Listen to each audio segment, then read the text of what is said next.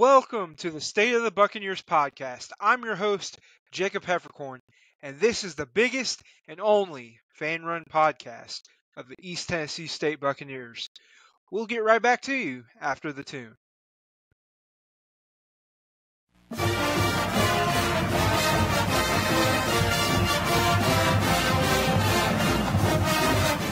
Welcome back to another episode of the State of the Buccaneers podcast. Today's episode is going to be a little bit more low-key. Just with, I didn't have a guest this week. Ran out of time. Didn't have time to plan it out. And there's going to be a lot more episodes coming with, special episodes coming with guest hosts. I thought I'd sit down and do sort of a quick recap of Buccaneer sports this week. Just sort of talk about a few different things for the upcoming scrimmage against UVA-Wise that starts the ETSU basketball season. Before we get into actual games, just a warm-up game against the D2 squad. And just talking about ETSU's game against Furman in football and some of the other sports that are going on right now, because there's some of those other teams are doing great. But before we get into this episode, I just wanted to say it is the spooky season, and it is we're 3 days away from Halloween, and I just wanted to bring in a special guest here on this episode before we get into the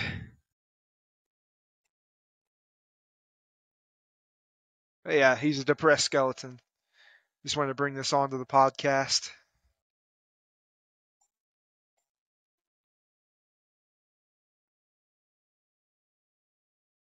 Well, I'm just gonna have him here. He's been dying to meet you all. He's glad he's on the podcast. He'll be sitting right here outside the screen while I record this. Hopefully, you don't go off too much, but I just wanted to wish you all a happy Halloween. Stay safe. Go party it up with whoever. If you're in a party this Saturday night or we're in one Friday night. I'm not going to a party this year, I don't think, unless something crazy happens, but I enjoy the vibes of Halloween, enjoy the spooky, the revelry of it all. So I just wanted to say happy Halloween to y'all. But with that, let's get into the meat of the episode, this quick sort of recap episode. I just wanted to say ETSU lost a tough game today at Furman. Furman, I think, leads the conference right now. Yeah, they do. After that win, ETSU dropped it 16-8, and the one touchdown was a blocked punt. Once again, ETSU's defense steps up. Defense and special teams steps up, and the offense is nowhere to be found. And I think that falls squarely on George Quarles in his decision-making as an offensive play caller. The whole game, I personally didn't even watch a snap of it. I'm an ETSU fan, but their games just haven't brought me enjoyment this year. And that's no disrespect to the football players, because they put in work. I know there's a lot of talent on the team. It's just not fun to watch on a Saturday when I could be doing so many other things. But I encourage you to make your voice heard about ETSU football. We'll talk a little bit more about it. William Riddle on ETSU side had 3 picks, and you can't put that on a freshman walk-on. You know, he's been thrown into this position. He played well against Wofford, but these last 2 games, it just hasn't been there. Playing against Furman, and I believe we played Chattanooga last weekend. It just hasn't been there. Trey Foster, I don't know why he's getting snaps over Irby and Zach Boris has pretty much been shut out of the offense. And that's, I don't, he's a talented player. He came from Idaho. And, you know, there's just not a whole lot there. Now, defensively, we lost Will Huzzy for the year. Through like 3 receptions short of breaking the record. I know I had mentioned that on the podcast last week. And it's sad we don't get to see him break that record. Just to add up to all the other things going on with ETSU football. And, you know, that's just how the dice rolls. How the dice has rolled for us this year. Defense has been great. Offense has been really, really bad. Furman, I mean, they didn't look so hot to be leading the league. I really don't. They've just kind of skated by so far this year. I'm sort of getting into the SoCon discussion. But ETSU just doesn't execute on game day. And I'm not sure what's going on in practice or what's happening, but a lot of the momentum we had from that 2021 season in the Randy Sanders era, it started to whittle away. And I'm just giving my honest opinion. It's going to be a recap, give my quick opinion, move on. But it's just been one self-inflicted error after another with ETSU this year. The offense just can't move, you know. And a lot of people have said something about point differential, but the Carson Newman and Wofford games have lopsided that. So I'm going to move on quickly. I think it was just kind of a crappy game all around. Outside of the defense, like I said, and special teams. Special teams was our one touchdown, our one. And if I was Furman, I'd be embarrassed by the performance they put up against ETSU. To be leading the league like that, that's not going to fly in the FCS playoffs where you're playing explosive offenses from out west, explosive offenses from up north, and the southwest. All these other places, the SoCon is kind of went in on itself for the time being. We'll talk more about that here in a minute, but that's all I can really say. Total team stats, they outgained us by 30 yards. It's kind of a slugfest all around. And let's see who got the touchdown for ETSU. I know Nate Brackett did pretty good punt-wise. He got 49 yards per punt today with 6 total. Let's look at the touchdown. It was a punt return touchdown, or block punt touchdown, never mind, by Tonquez Ball. I think that's how it's pronounced. And Xavier Gallarditz got a 2-point conversion. He went to school with William Riddle, so it's a pretty good connection there.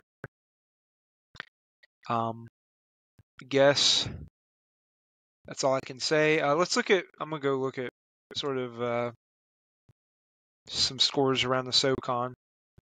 Southern Conference. We're going to start transitioning that.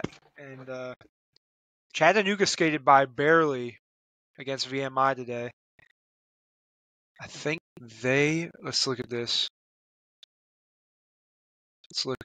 They are second in the conference right now since they lost to Western. But that VMI team, that's scary to think about, that they put up that much of a game to Chattanooga when we only put up 3 points last week. Western Carolina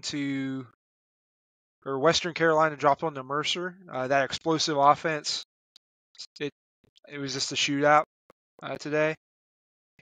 Mercer has improved their record, and Western, if they want to make the playoffs, they're going to have to do some work, win out the rest of their games.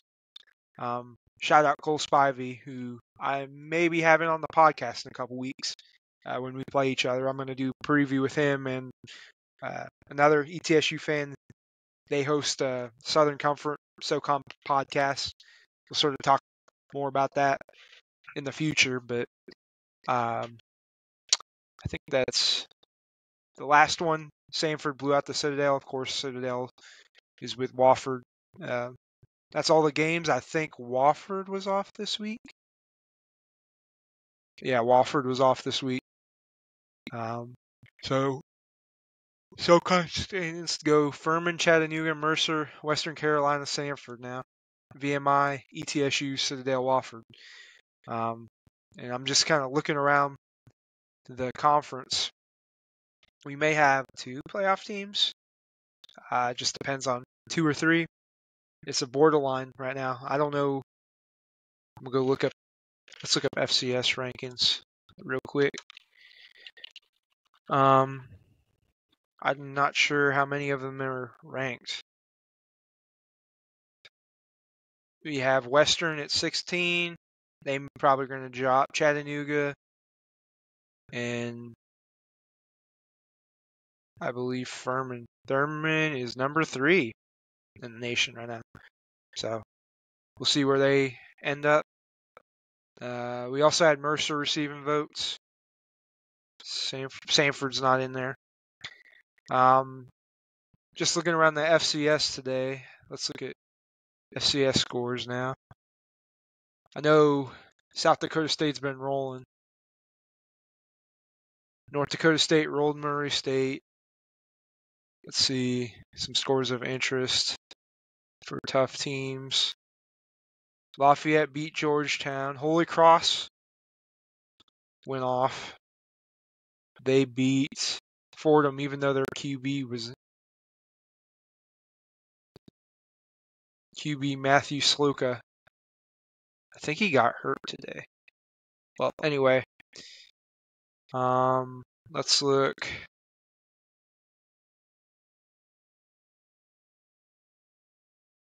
There's a lot of them still going on. Let's look at some of the better teams. Incarnate Word beat Lamar. Harvard beat Dartmouth. Idaho beat Montana State. That's a big one. That is a big one. I'm kind of rooting for Idaho, to be honest. Richmond blew out Campbell. Kennesaw State got a dub over 0-10. I think that's a D3 or NII school, I think. Montana wins. South Dakota State blew out South Dakota. That's a big game in the Missouri Valley. I think South Dakota State's gonna roll through there. Them and Idaho and Montana State, Montana, all 4 of those schools. Gonna be something. Gardner-Webb beat UT Martin in an upset. Rhode Island beats New Hampshire. William and Mary won. Delaware rolled over Townsend. Northern Iowa won. Well, I think that covers the FCS. Looking over all those, I think. Let's look at the seeded schools. I think you got Sacramento State. Yeah, I think I covered all the big games today in FCS. Maybe I missed a couple. But SoCon, hopefully we get 3 teams in the playoffs. If not, I mean, that's just how it's been recently. The SoCon's not been a power as much as they were back in the day with App State, Georgia Southern, Marshall. I have Furman rolling, Chattanooga kind of there. ETSU every once in a while. ETSU's football history hasn't been the best. I knew in the 90s they had a little bit, late 90s. And early 2000s they got more competitive before they dropped the program, which makes no sense to me. Of course, Wofford rolling with Mike Ayers and several other schools. Citadel played good. Western competitive here and there. Just thinking about the state of SoCon football. Hopefully, we play better, but right now we're cannibalizing each other. So I might have FCS or have SoCon John on here, one of these podcasts. But I think that covers FCS. Before we move into basketball, I just wanted to ask a trivia question. Since it's Halloween weekend, there are I know ETSU's played on Halloween several times, but I just remember this game in 2015 when ETSU football came back for the first time since 2003. They played a game on Halloween. I'm gonna give you guys a chance to guess the trivia question. It is the teams I got here. It is A, Emory and Henry, B, Maryville, C, Montana State, and D, Warner. I'll give you 5 seconds. 5, 4, 3, 2, 1. It was Warner on October 31st, 2015. ETSU won 42 to. Let's look up. Hold on, I'm gonna look at something. 2015. Yeah, they won 42 to 9. And that was the first game ETSU won in their, coming back. I remember because I was at that game at Kermit Tipton Stadium at Science Hill High School. That was kind of a crazy day because my football teams that year were losing all over the place. Purdue was in the midst of the Hazel era, and we beat Nebraska on that day. Oddly enough, played Nebraska today and lost. But ETSU beat Warner, which was an NAIA school, and they won 42 to 9. The big playmakers that day were Jawan Stinson, Austin Henrik, of course. I still can't believe we split time down the middle with Henrik and Sexton. Corey Calder, he went on to be a coach. I think he's still a coach. I don't know where he's at. I think he was at Valparaiso. He may be still there. I don't know if he is or not. All these names, I'd like to get all of them on the podcast eventually. Let's see. Dalton Ponchillia in the receiving game. Fallon Lee. Kobe Kelly. We had J.J. German. Mary Watson. That was one of our few wins in 2015, our first season back. But now I'm going to move on to the preview with UVA-Wise. Okay, ETSU versus UVA-Wise. ETSU basketball schedule. Well, anyway, on Monday, our basketball season unofficially kicks off against UVA-Wise in an exhibition, just to warm up the team, like I said. It's one of those early season D2 games. And let's see. Let's look at the history on this. ETSU has played UVA-Wise 6 times in their history. The last time they played was in 2014, and ETSU beat them 111 to 66. In fact,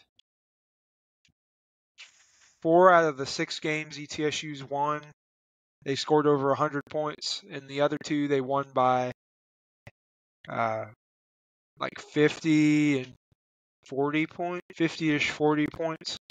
So it should be a pretty easy game, tune-up game to get some team chemistry, give different players a look. Um, I just hope everyone stays healthy, everyone gets a chance to shine.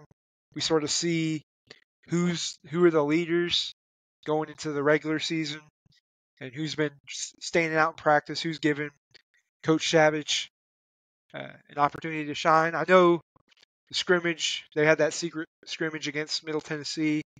Me and Casey briefly talked about it, but it didn't go well, I don't think. But we'll see how UVA-Wise goes, and we'll evaluate from there. But there's not a whole lot to talk about, other than I hope you all earn Freedom Hall. I haven't seen much in practice, but other than that, I just wanted to quickly shout out ETSU's NIL for basketball players and everyone else that has a deal. Go support it. Go buy your favorite player from ETSU's shirt, whether that's on the football team, the basketball team, the golf team. I think all the other sports have NIL. I could be wrong. Don't quote me on that. But that's about all I wanted to say about basketball. Since it's a D2 exhibition, there's not a whole lot to say. And since I don't have a guest, I can't really go in depth. Now the recap of that game, I'll be able to go in depth. But I think that's about all I had on basketball.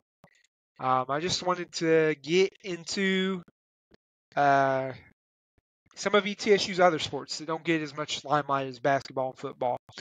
Oh yeah, I also forgot SoCon Media Day. We had SoCon Media Days this week. Coach Savage and Jaden Seymour were our representatives. Let's look at the preseason conference. Let's look at the Media Day. SoCon Media Day. SoCon preseason polls.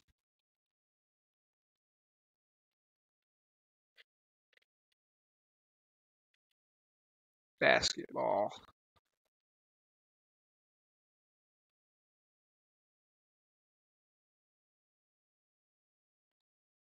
For right now, Furman's in first place. We were voted 7th. UNCG was 2nd. 3rd was Western. 4th was Sanford. 5th was Chattanooga. 6th was Mercer. 8th was Wofford. 9th was Citadel. 10th was Remine. Vontarius Woolbright from Western Carolina was voted Conference Player of the Year. I'm not going to read off all these names, but there was no ETSU players on the preseason team. And ETSU got one first place vote in the media poll. We'll see how that plays out. But I just wanted to quickly recap that. I wanted to talk about ETSU women's basketball preseason polls. They released that. ETSU's women's team is coming off a great year. They hadn't had a great year for a long time. They were so close to winning the SoCon last year. We'll see how it goes this year. But ETSU is number 1 in the coaches' poll in women's basketball. They have 4 first place votes. We have two All-Southern Conference players, Neneva Brown and Kendall Foley. Media poll were 2nd with 5 votes. So go support the ladies this year. They deserve it. Women's basketball is about to go up with Coach Mock Brown. That's another one. I'd like to get her on the podcast. Anybody that's got connections, I'll talk all day about ETSU sports. But I just want to talk about some of the other teams too. Let's look. Women's soccer right now is in the midst of they're in the SoCon semis. um, Sunday, tomorrow. So go support them. I don't know much about soccer. I'm not really a soccer guy, but I enjoy supporting all of ETSU sports. So go check them out. Let's go see how is men's soccer doing. They have I know.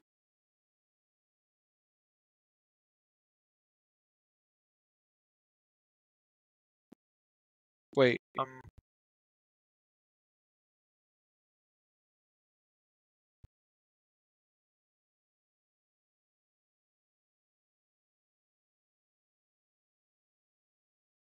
they are if they beat Mercer tonight. I don't know if the final on that game is. They they might win the SoCon title outright. Um, so we got a team that might win the SoCon and go to the NCAA tournament. I think there's an NCAA tournament in soccer. Let's see. They have live stats on that. No, it would just be the regular season, not the SoCon tournament. Let's see, live stats. They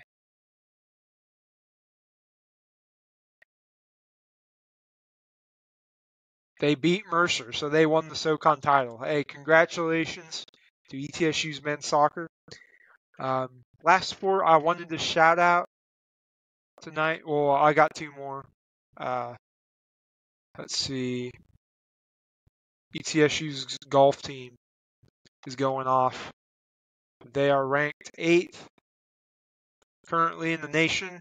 I said something about it last week. Would love to have some of the golf team on. Let's see.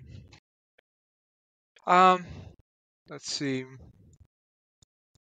Schedule. Just shout out to the ETSU golf team. That's about all I can say. And I also wanted to shout out women's volleyball. I saw they beat someone.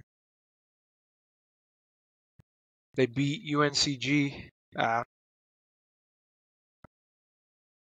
They are not having the best year, but they got a win.